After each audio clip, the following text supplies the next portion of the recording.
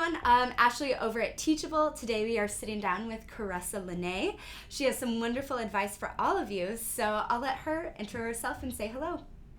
Hello, everyone. I'm super excited to be here. It's always fun when I get to be in front of the video, for one, and also be a part of an amazing group of people like Teachable has. So, hey. Yeah, and we have so much to learn from Caressa. So she started out with a physical business, working with like smoothies in a physical store, and has then made the transition to the online world. So that's kind of where I want to start with that entrepreneurial bug. So do you want to tell me how that happened? Yeah, well, let's listen. First, let's say I'm always like a big learner, so I like to learn everything about everything. And so, when I first started a job, I had two jobs, and I worked two jobs all the time, like since I was 15 up until like I probably took college because after that it was just too much.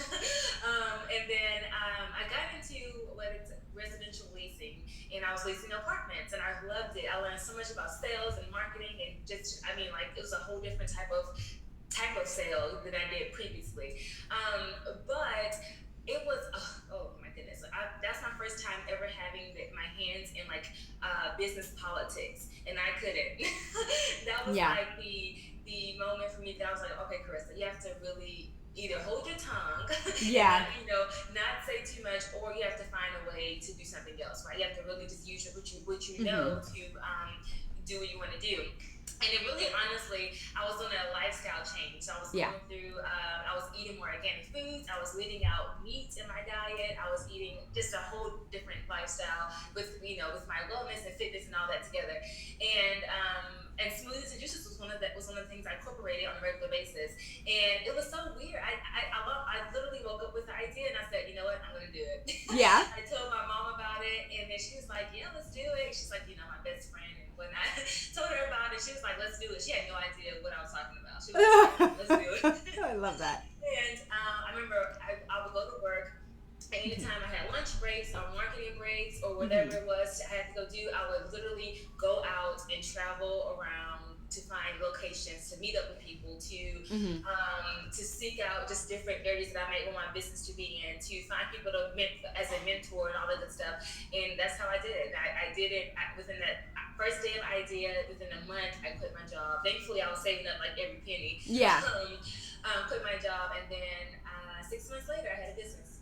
Oh my gosh, that's awesome. You just did it.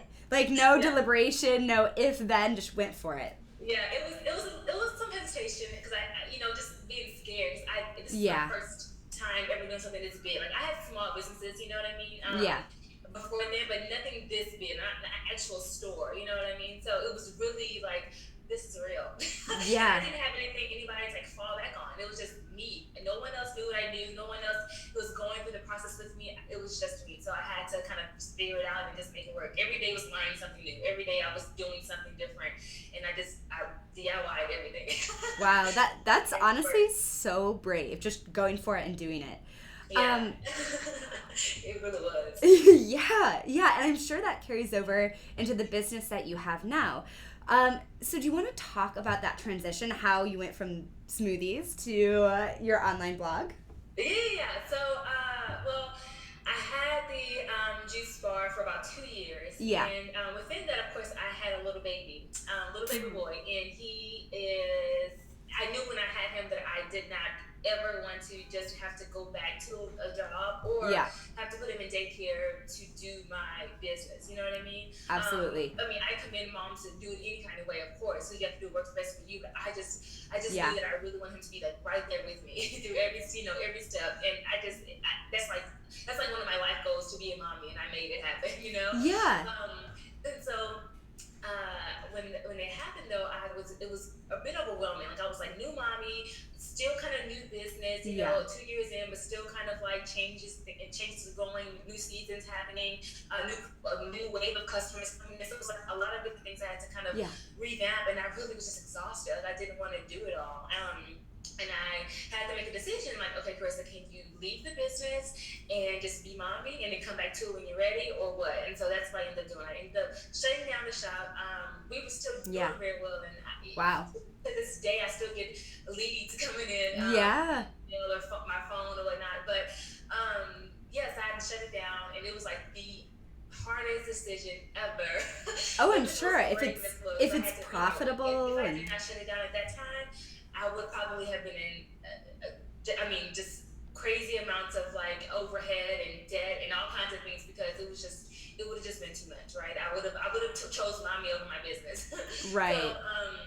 yeah, and then after a while, I decided to start a blog, and at first it was a mommy blog, and Yeah. immediately I knew I didn't want to start talk about mommy all day. Like I love being mommy, but I didn't want that. I had so much business inside of me. Like Yeah. I just closed the shop. Like I really want to talk about that experience and whatnot. So Yeah. I think I only blogged for about a month or so, and then we're mommy blogging, and then I went to I started my business blog, and that's when I just jumped into webinars Perfect. and online coaching. That I didn't waste any time. I was like, let's do it. Yeah.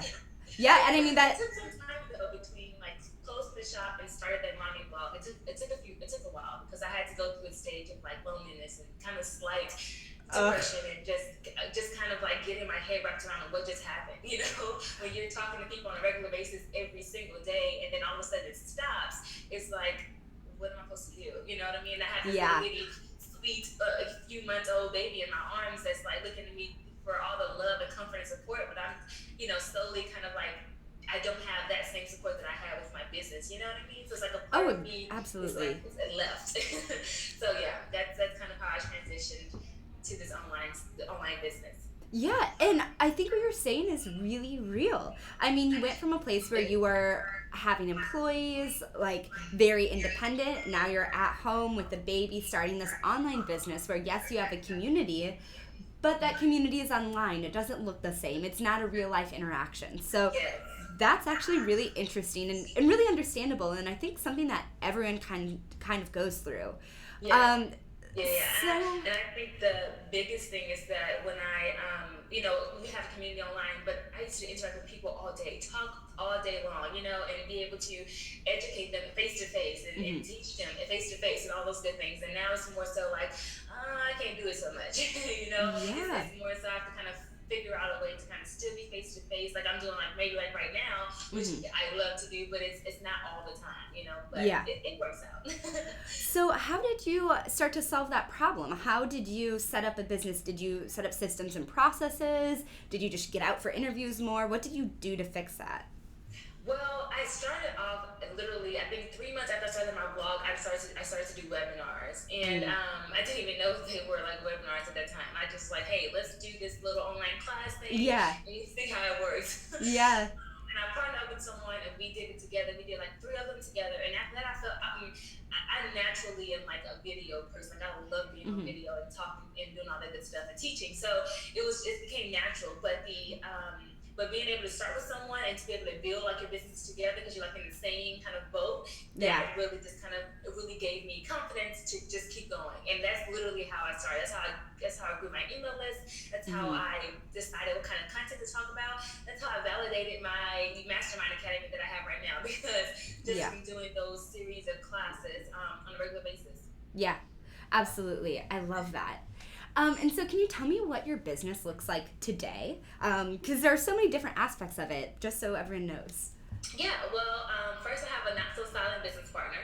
Yeah. He's my little 2-year-old, so he's like my right hand, even though he doesn't do much, but Yeah. he's full support. But He's a also, muse. yeah. But also I have email coaching, which initially it began to be just like virtual coaching. Yeah. But I realized that was just not in my lifestyle. Yeah. It's too much. It was a little bit too much of being able to be present in a moment when I couldn't be all the time. With my Hmm. little guy, he was a little bit younger at that time. It was just unpredictable. Yeah. So I transitioned to email coaching, and I just went from there. And I do email coaching. For new and aspiring business owners, so those that are just pretty much like have no idea what they're doing when they start off, or those that have their Hmm. feet wet a little bit and just need some systems or some content or just like a step by Yeah. step 1, 2, 3 kind of thing of where to get started. And then I started my mastermind academy, which is called Yeah. Spark to Lunch, and that's really just for the same group of people that really just need resources and expert advice and Hmm. just a real good mastermind. We have weekly calls and whatnot Yeah. to dive into their business. So those are like my two main focuses on my Okay. business. That's awesome. And so I know you're kind of playing in that online course industry a little bit. Will you tell me why you decided to create a course and what it's looked like since then? Yeah, well, I actually didn't even know that there was like online courses Yeah. like the way that they are, that we see Mhm. them on a regular basis. Like I know that there were like Udemy courses or Skillshare, but I never knew there was like these big marketing courses or whatnot. And so I think it was Mariah Cause. I think Yeah. it was her. I watched her, and I was like, "What? She has a course?" I Yeah. just people on how to, do X, Y, Z on that blog. I was like, "Oh, okay. Well, we have to figure this out." Yeah. She, of course, talks about Teachable, and that's how I started off. My very first course that I made it's a 5 day business idea course. Basically, you kind of define your business idea and figure it out within 5 days. And I did it Yeah. on Teachable, and I think you were Fedora back then, though. Oh my gosh, back in the Fedora days. I did it on Teachable, and it was literally, oh my gosh, the best decision ever. Like I can't even imagine. Like now that I've done like coursework now, I can't even imagine me trying to do it on my own. Like it's just too much. Even now, it's like I don't have time to for this. Like Yeah. I need to have a platform that's like already designed. I have a plugin. I just plug in my content and just go with it. You know what I mean? Yeah. And that's how I started off with courses. And it's I will say though that the one con to creating courses for me at least is the time it takes to do it, right? Yeah. Especially when your time is like crazy limited. You're like working in spurts of like 30 minutes and 15 minutes here. Yeah. During that time. But that's like literally being able to have that platform to be able to like put your content on and just let it go. Yeah. And just get people to come to it. That's the easiest part. I love it. Yeah, so I'm kind of interested in that because there are pros and cons to both like coaching and teaching online and blogging and even the physical store, right? Yes. So do you want to talk a little bit about the pros and cons of each of those? Yeah. So I told you that my biggest con with courses course creation is the fact of just having the time to really put into it. Because I tell you, like I went over and beyond in this 5 day email course, and it's free, Yeah. Videos and worksheets and audios and text, like it's a lot that goes into it. Yeah. So I don't even skipping out or anything. So it coming off of like that mindset, I guess it's gonna take a few hours, Yeah. So that's probably the biggest con is the Yeah, creation absolutely. part. Or the time part. But when it comes to like, I guess the brick and mortar thing is like well, you're gonna spend a lot of money. Yeah. If you want to, you have to. You don't have to have debt, but you're gonna be investing in some either people or systems or building things and buying equipment or whatnot. And so that would definitely, that's definitely a con compared to like an online business where you don't really have to worry about a online storefront or much overhead, you know what I mean? Especially to get started. Yeah. So you can get started on a DIY budget literally on with an online business versus a brick and mortar store. But of course the relationship that you build face to face and the customers or clients that you receive that can be rave about you face to face, you can see their reactions to your product that you're giving them. That's priceless, Yeah. To know I can transform somebody to thinking that a green smoothie is disgusting to how amazing it is. Yeah. That's what I look for. So, that's awesome. So that's like definitely a plus for if you can weigh the cost of it, but you can there's so many resources out there nowadays. You can find grants and all that good stuff for starting your business. But I think honestly having courses in online business and storefront, they all can go hand in hand. Like literally you can do all three of those things. If that's what you want to do. And have them working in different ways in your businesses, different sales funnels to kind of make it all work into people. Oh, that's awesome. And honestly, that's so real. And why I think when you're like, oh yeah, I took this risk, like that's so brave because when you have that overhead and that investment, you're playing with real money before you really know whether or not you're gonna make it back. Oh yeah, and not just little bitty money either. No. We're talking a few thousands on top of thousands of dollars. So yeah. Yeah. Okay. And then, so what was your upfront when you started your online business? As far as cost goes, or like what were there minimal costs in like microphones or domain names or anything? Well, let me tell you, girl. If I could start over, I would have literally done a little bit different. But I started. I'm gonna be very honest. I started on a gift card budget. That's what I like to Yeah. call it. Because I was using gift cards that I had, like little Visa gift cards, and I was like, I'm gonna buy my domain name with this or my Squarespace site with this. And Yeah. then every time I got some more money in, I would invest something else. Like I said, okay, well, Yeah.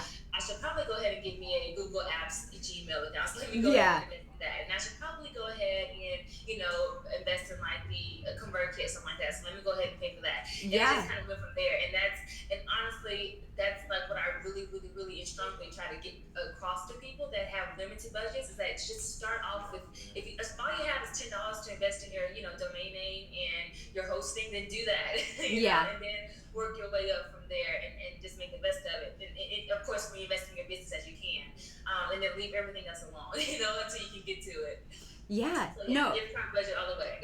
I love that though, because everyone starts somewhere and you have to start with money, and it doesn't make much sense to start investing like thousands and thousands until you're going, and you don't really have to. So why bother? Exactly. And I think people stress out about that a lot, and I'm like, girls, it's okay. We all have to start where we're comfortable at, and it's no point of stressing stuff out if you can't make it work, 30, 60, 90 days from now. Just do what you can and then let it flow.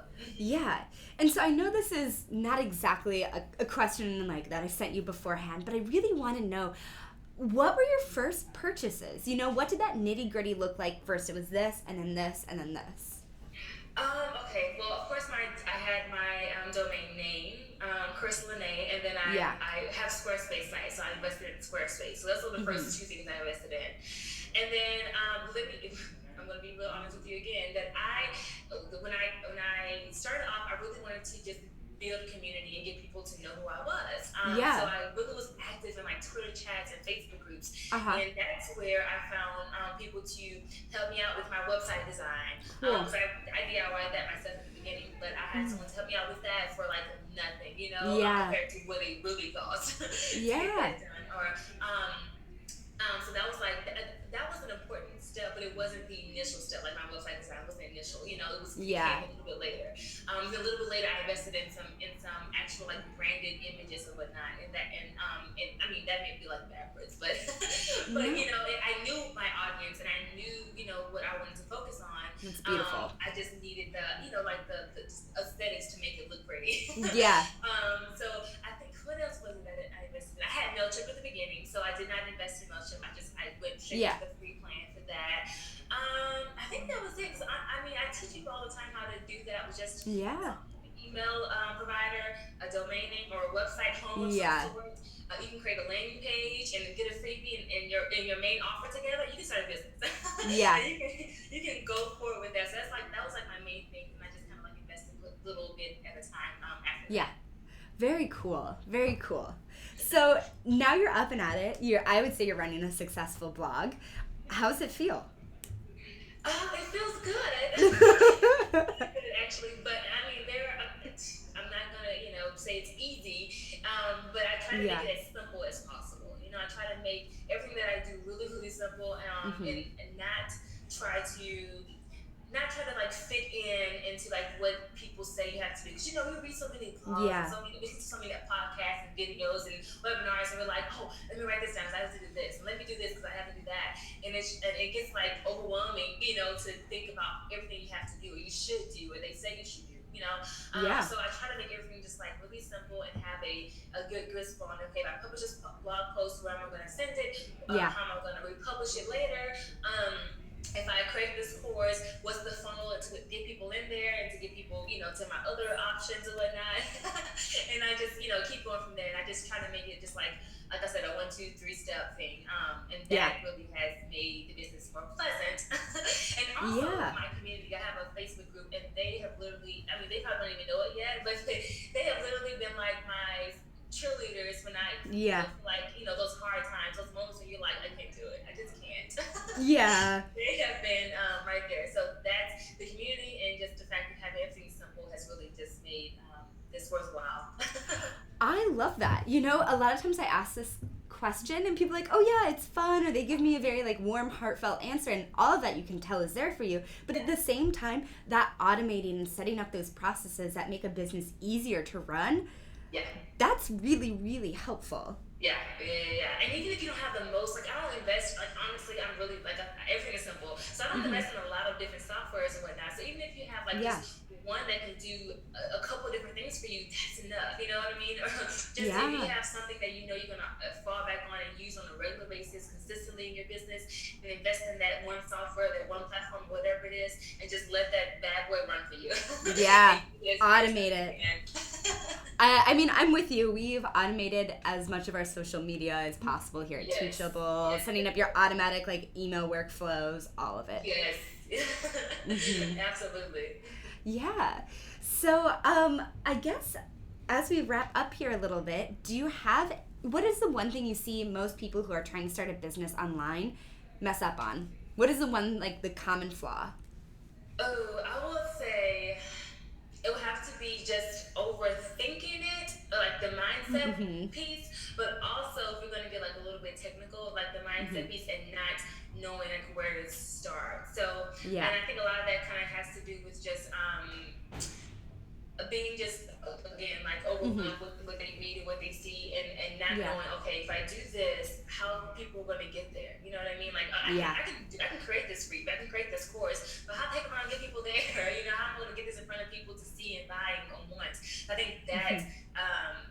those two things, mindset and just starting, is like the those two hard parts. And I just say start. Yeah. Especially being a 9 to 5. I literally, I'm not joking. I literally worked on my business at my job, and Yeah. although like I mean, we had like an office per se, but we was like kind of sharing it at the time too. Uh-huh. So I was like so low key sneaking it. So I Yeah. would try to find ways to do like on my phone stuff, and I would take like random calls from my who was it? My I can't remember the name.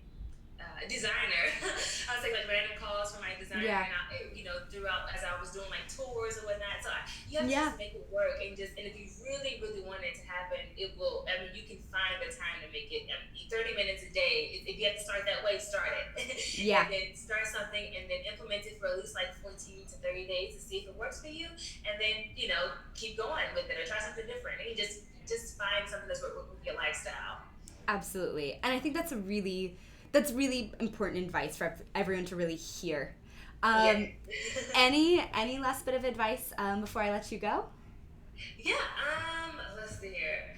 I know you pretty much just went into it. So, Yeah, we did. But I think for the most part, I think I want everyone, or anyone that's like stuck in the 9 to 5 and looking yeah. to start a business, is to decide, to make the decision that you want to be an entrepreneur today. Make the decision Mhm. that you're actually going to do it.